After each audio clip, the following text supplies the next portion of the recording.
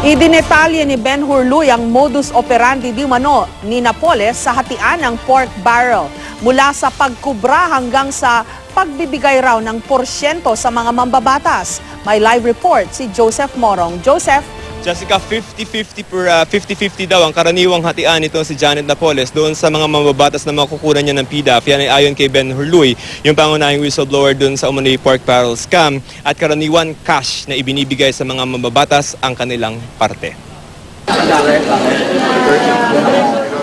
Kung testimonya ng pangunahing whistleblower na si Ben Hurluy ang pagbabasehan, isang organisadong negosyo ang pinapatakbo ng itinuturong utak ng pork barrel scam na si Janet Lim Napoles sa paggamit ng mga pork barrel o Priority Development Assistance Fund o PDAF ng mga mambabatas. Si Luy ang tumatayong finance officer ng JLN Corporation. Hawak niya ang mga record ng mga transaksyong pinapasukan ni Napoles. Sa pagdedetalye ni Luy ng operasyon, nagsisimula raw ito sa pagtatawagan ni Napoles at ng mga mambabatas. Aalokin ni Napoles sa mga mambabatas na bibilhin ang PDAF nito o kaya naman mismo mambabatas na ang tatawag at sasabihing may pera sila. Dito pa lamang nagkakaayos na sa hatian. Halimbawa, 50% ng PDAF ang pupunta sa mambabatas, 50% kay Napoles. Tatawag si Napoles sa mga implementing agency para alamin kung saan proyekto pwedeng ilagay ang makukuhang PDAF. At pag may nakitang akmang proyekto, ang grupo pa ni Napoles ang nagsasabi kung ano ang proyektong pwedeng pondohan ng mambabatas. Isisumite ito ng mambabatas sa Committee on Appropriations sa Kongreso o Senate Finance Committee. Ito ang ibibigay sa DBM ng mga komite ng Kongreso. Sasabihin ng DBM sa mambabatas na natanggap na nila ang endorsement letter. Sasabihin ng mambabatas na naipalista na nila ang proyektong napili. Magda-down na si Napoles. So dahil may receiving copy na, magbabayad na po si Miss Napoles sa kausap niya. So for example, katulad na nabanggit ko kanina, kung halimbawa usapan nila is halimbawa 10 million, 50%, so that's 5 million. And then, ang kalakaran po kasi was 50% upon listing, yung listing na sinasubmit, and then another 50% upon SARO. Pagkatapos ng ilang buwan, lalabas ang SARO o Statement of Allotment Release Order galing sa DBM. Bibigyan ng kopya ang implementing agency at mambabatas. Sasabihan ng mambabatas sina Napoles na may SARO na. Para makuha ang pera ng NGO ni Napoles, ang grupo pa mismo ni Napoles ang susulat ng endorsement letter na nagsasabing pinipili ng mambabatas ang NGO para magpatupad ng proyekto. Papalitan na lamang daw ito ng letterhead ng opisina ng mambabatas. So nagde-designate na po, nilalagay po namin sa draft letter lang yung ina-identify yung foundation ng yung lawmakers, ina-endorso niya yung foundation na yun. Ito ngayon ang mapupunta sa implementing agency at si Napoles raw ang mismong tumatawag sa ahensya para maningil. Tumatawag na ho si Miss Napoles sa agency. So sasabihin na po niya, sir, baka pwede, o ma'am, baka pwede ho bayaran mo na ako. Sabi ni Luy, may pinipirmahang voucher ang mga mambabatas kapag binabayaran sila ni Napoles. Dilaw ang itinatago ni Luy, puti ang napupunta kay Napoles at pink ang naiiwang kopyang pinirmahan ng karaniwang Chief of Staff ng mga mambabatas. Ayon sa abogado ni Luy, aabot sa 2 bilyong piso ang halaga ng mga transaksyong nai-record ni Luy.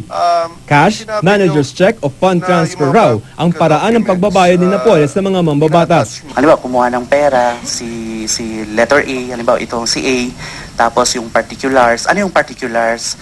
So si Ms. Napoles gusto niya kasi it has to be specific. For example, sasabihin niya, cash advance or rebates charged to ganitong project sa PDAF, and then the amount, halimbawa 10 million or halimbawa 20 million. Or sometimes, si Madam nag-issue ng personal check niya.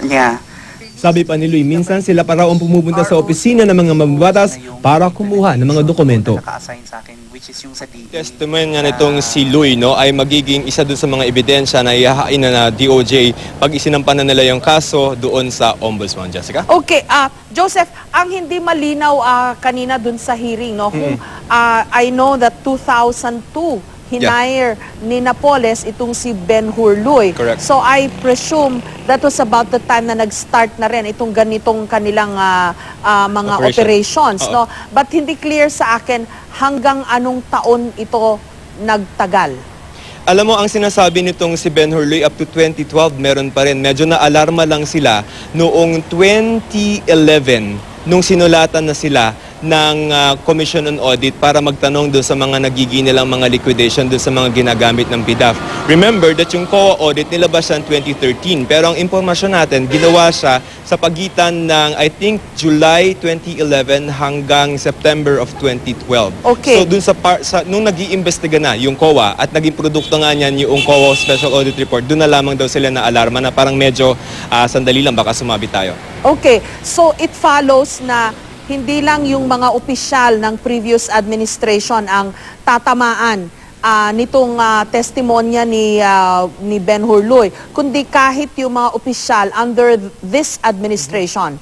Correct, Jessica. Ang sinasabi muna ng Department of Justice ay hindi naman sila namimili at binabase lamang nila yung pagsasampa ng kaso, yung first batch nga na sa mga hindi nila gagawin, doon sa kung ano yung ebidensyang hawak nila. Kung sino yung tamaan nila ay hindi sila namimili, whether it's kalyado or opposition ng Administrasyong Aquino. Tapos ang meron pa rin. Kung ang tanong is nagpatuloy ba ito? Yes, and we are doing special reports on it ng parang yung hanggang 2009 na audit ng report ng COA, yung 2010, 2011, 2012 ay meron pa rin same scheme. Jessica. Okay, may nagsabi na rin columnist Joseph, but it also seems to me like parang big time syndicate operations ito in two branches of our government, the executive and the legislative. Tama? Correct. Ma'am, I'm sure narinig nyo kanina yung testimony nitong si Ben Hurluy, no? At ang nakita natin na impression is that this is run like a business, no? At ang ninegosyo dito ay pera ng taong bayan, Jessica. At mukhang puro laway lang, so to speak, yung kanilang puhunan.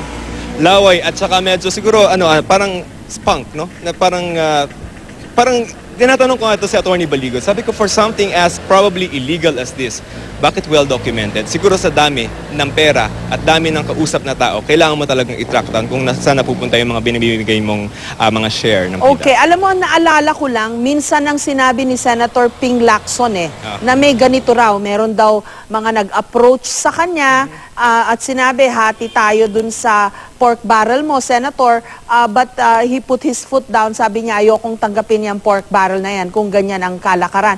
Ibig sabihin, it goes all the way back. At hindi lang siguro si Senator Lacson ang in-approach, no? And I think it would also be good to ask the senators, lalo na yung mga naging miyembro ng Senate Blue Ribbon Committee who's supposed to, investigate into these things. Bakit hindi nila naamoy all this time? They had a senator, Senator Ping Lacson, na nagsabi na way back na merong ganyang sindikato. And yet, it had to take Ben Hurluy and Janet Lim Napoles bago ito nabunyag.